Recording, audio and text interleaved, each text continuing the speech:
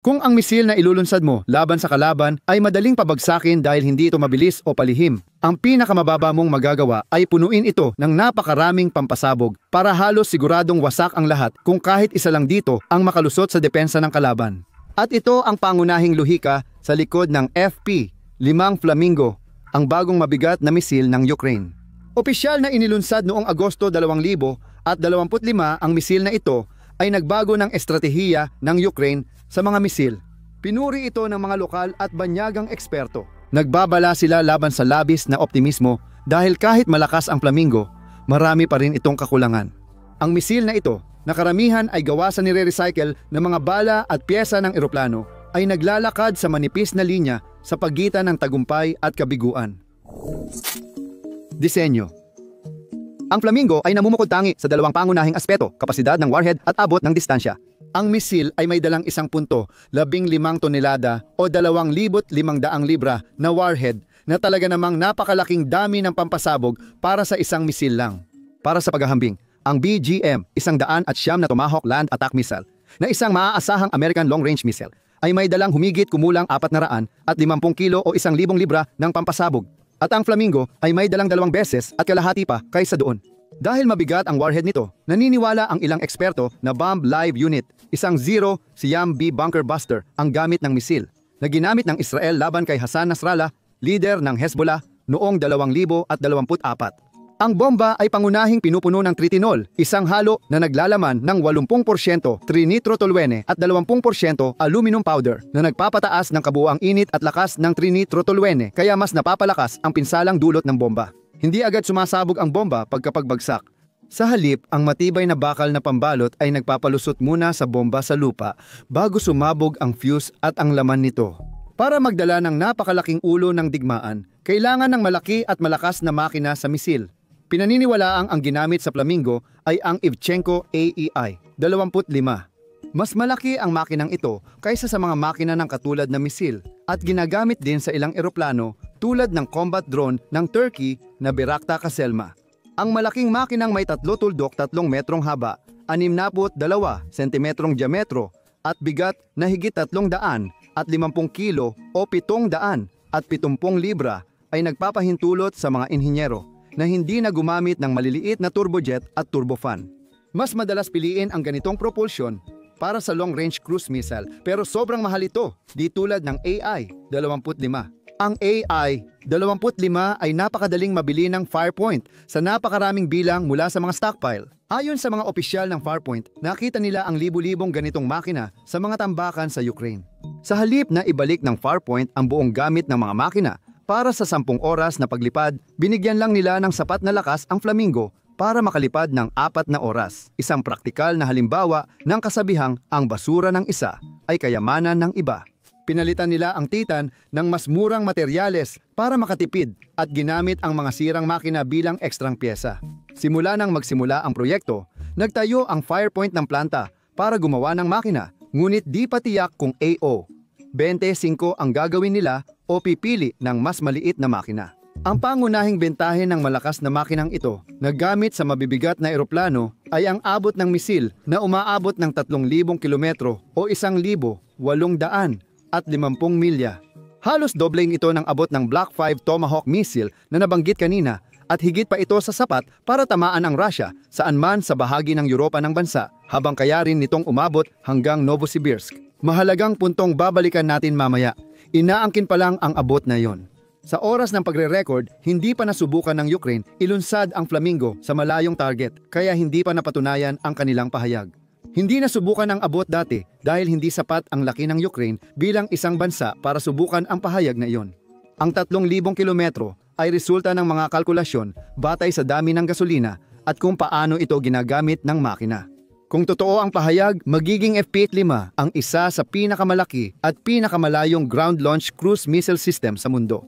Ang missile ay bumibiyahe sa bilis na halos 900 kilometro bawat oras katulad ng bilis ng mga missile mula sa kanluran. Gayunpaman, tulad ng sa paggamit muli ng warhead at makina, ito ay dinisenyong matipid sa budget. Mas makikita pa ito kung titingnan natin ang guidance system at ang mga elektronikong bahagi ng missile.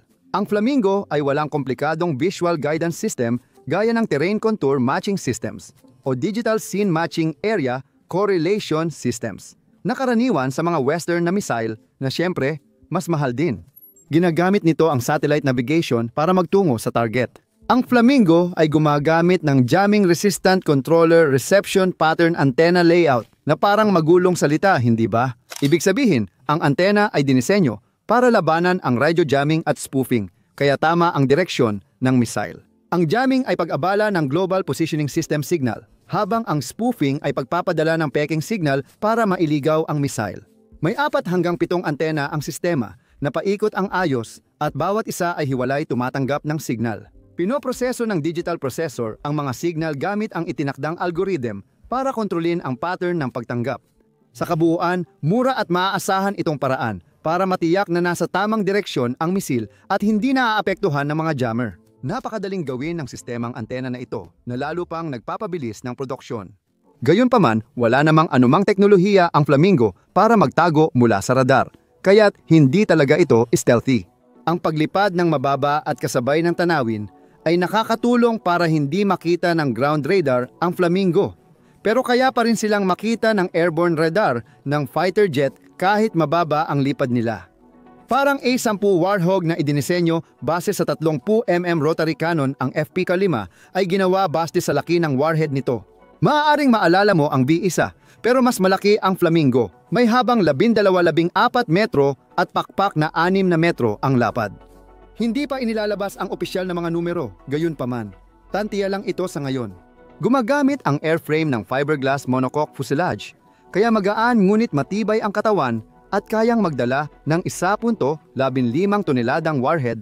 Pinatatag ang katawan gamit ang panlabas na tadyang. At dahil ang fiberglass at mga classified na materyales sa nose cone at tail fairings ay hindi nakikita sa radar, mas mababa ang radar visibility ng missile kaysa sa mga metal na sandata na kasing laki nito. Pag-unlad at paggawa. Mula nang salakayin ng Russia ang Ukraine noong Pebrero ng 2022, labis na kinailangan ng mga puwersang Ukrainian ng isang nakakatakot na sandata na magpapaisip sa Russia bago pa man sila sumugod muli. At sa wakas ay nakuha nila ito sa pamamagitan ng FP-5. Sa ngayon, nakabuo na ang Ukraine ng isang arsenal ng mga long-range na missile, ngunit kulang pa rin ito sa mabibigat na missile. Hanggang tag-init. 2025, nakadepende lang ang Ukraine sa Storm Shadow missiles at ATACMS bilang mga pangunahing sandata. Ngayon, nagdesisyon ang militar na punan ito, kaya gumagawa na ang Ukraine ng FP-5 Flamingo Prim-2 at Corson missiles na may malakas na lakas. Bagamat may mga missile ang Ukraine na kayang tumama sa loob ng teritoryo ng Russia, maliit lang ang dala nitong payload, kadalasan ay nasa 10 hanggang 100 kilo, na talagang napakaliit kung ikukumpara sa Flamingo. Karamihan sa long-range na sandata ng Ukraine, lalo na ang mga drone, ay mabagal kaya madaling pabagsakin ng depensa ng Russia. Pero, nasusolusyonan ng Flamingo ang problema sa kakayahan nitong manira. Ibig kong sabihin, hindi man ito mabilis at madali itong pabagsakin dahil malaki, pero kung may isang misil na makalusot sa depensa ng Russia, pwedeng masira ng tuluyan o malubha ang target. Matapos ang opisyal na pagpapakilala noong Agosto 17, 2025, nagsimula ang produksyon ng 50 misil kada buwan.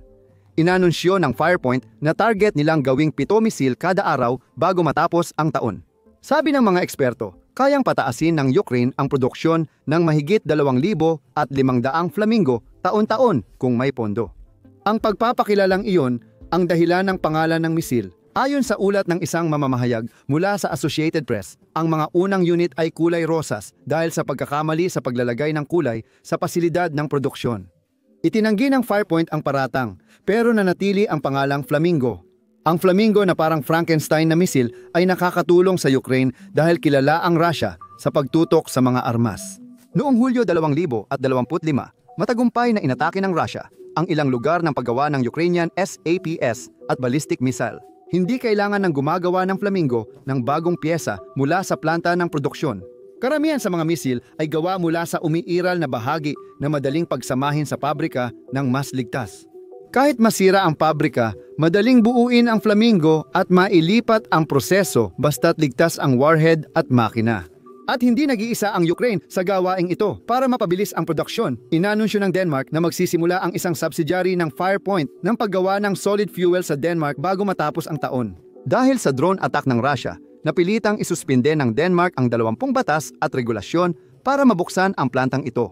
Firepoint ay hindi lang nagpalawak ng produksyon, pinalawak din nila ang uri ng FP5s. Kasalukuyang dinidevelop ang cluster warhead at may iba pang planong uri ng warhead. Tanong pa rin, gaano ba kagaling ang Flamingo sa paggamit at paano ito magagamit?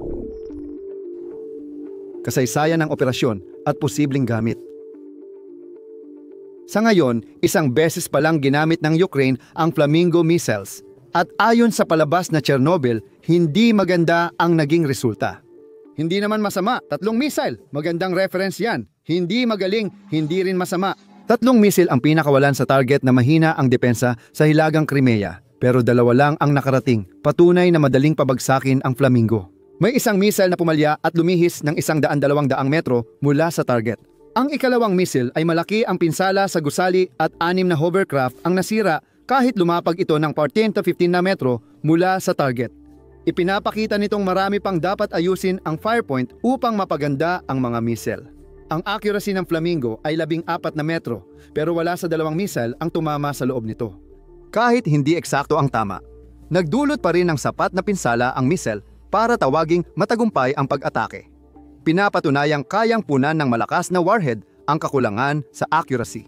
Isa pang suliranin na tiyak na haharapin ng Ukraine sa huliman o sa lalong madaling panahon ay ang air defense ng Russia. Halimbawa, ang Buryev A-50U, isang long-range radar detection at control aircraft ng Russia, ay may Bumblebee radar system.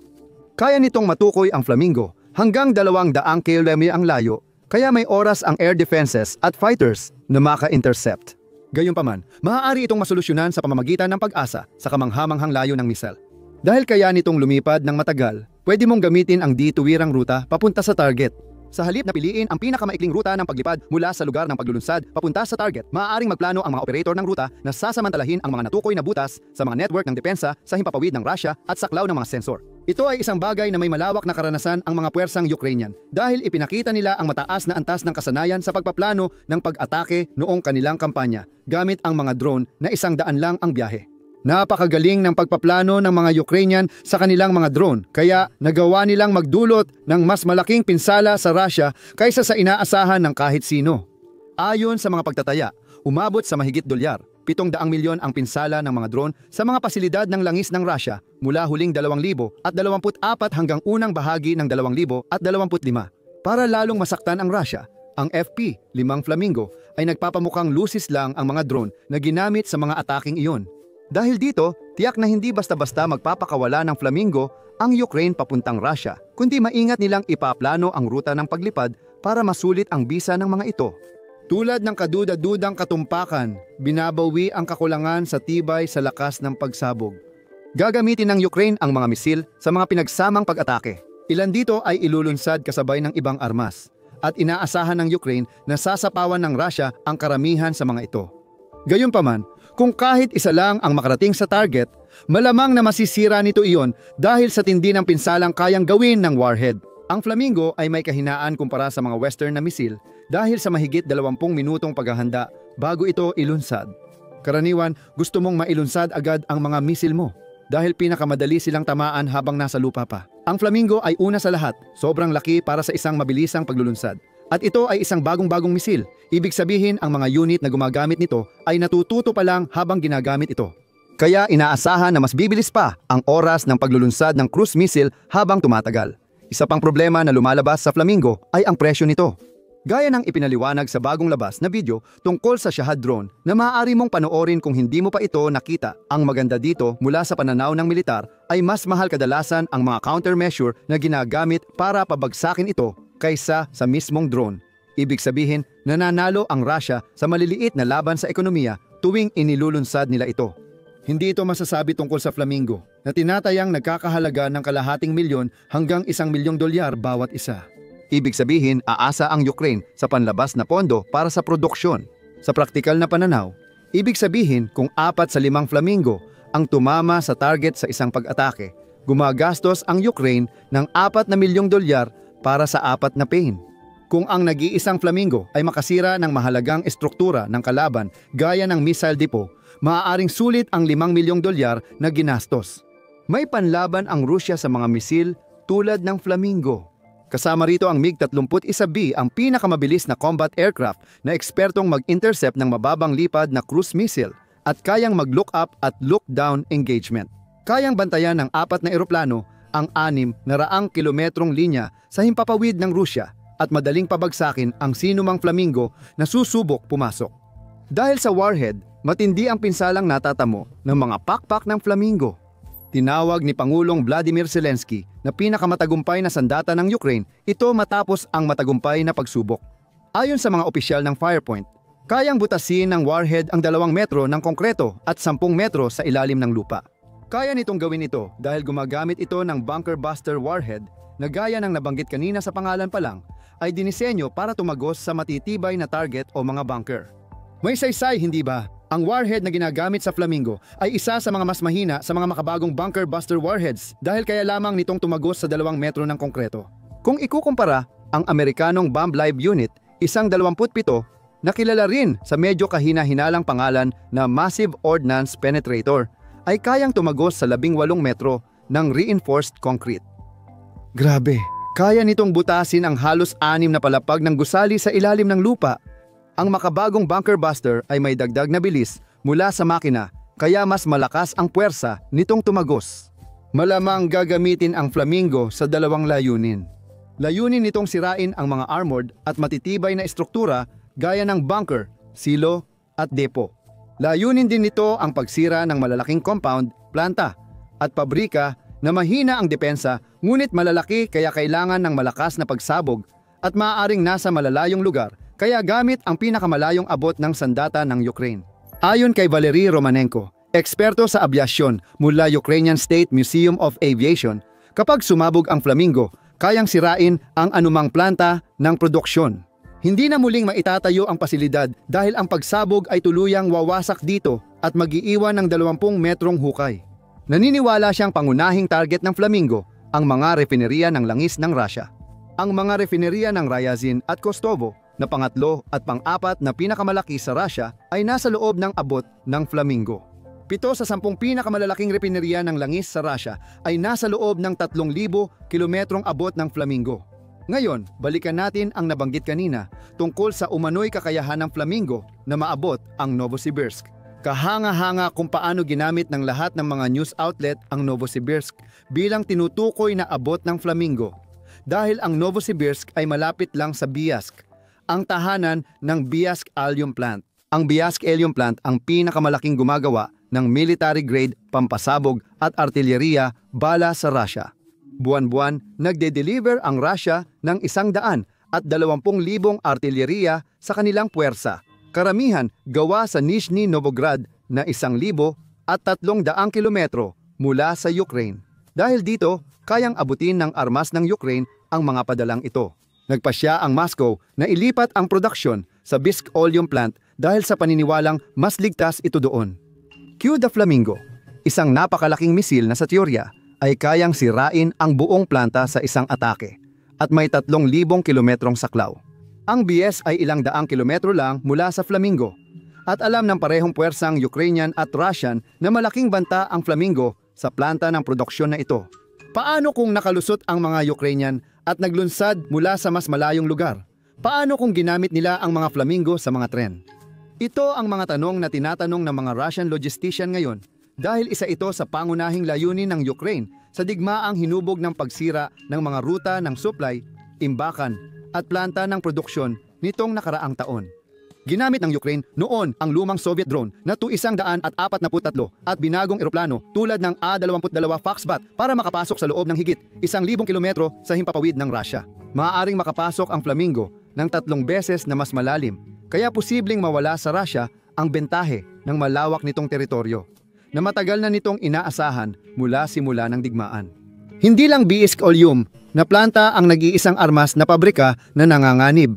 Ang mga Shahad drone na inampon ng Russia mula sa Iran ay ginagawa sa mga pabrika ng Yelaburga at Isheb na abot ng FP-5. At ganoon din ang masasabi para sa pabrika ng Oroshink missile sa Votkinsk. 70% ng depensa ng Russia ay apektado ng Flamingo na ayon kay Romanenko ay magdudulot ng estratehikong advantage sa Ukraine. Ayon sa kanya, ang mga likurang bahagi ng Ukraine na hindi kayang abutin ng mga pag-atake ng Russia ay pinoprotektahan ng Europa. Ngunit ang Ukraine naman ay nagkakaroon ng kakayahang sirain halos anumang pasilidad ng industriya ng depensa sa teritoryo ng Russia. Nagdudulot ito ng malaking pagbabago sa balanse ng kapangyarihan. Gayunpaman, nagbabala ang mga eksperto sa labis na optimismo dahil marami pang dapat pagtrabahuhan. Ang Flamingo ay nananatiling napaka-vulnerable, madali itong matukoy at sapat na mabagal para mapabagsak ng karamihan sa mga sistemang pangdepensa ng himpapawid ng Russia. Sabi ng mga eksperto sa abyasyon ng Ukraine, nahuhuli ng Russia ang maraming misil, pero dahil walang perpektong depensa, kahit isang makalusot ay malaking problema. Kung 5 sa 50 misil ang tumama, sapat na para sirain ang 3 malaking negosyo ng Russia gaya ng refinery at pabrika ng armas. Ang tagumpay ng Flamingo ay nakasalalay sa sabayang pag-atake gamit ang iba't ibang sandata at maraming drone at misil bilang panlinlang. Gayunpaman, kung gaano kahusay gagamitin ng mga puwersang Ukrainian ang bagong sandatang ito ay isang tanong na tanging panahon lang ang makakasagot. Salamat sa panunood.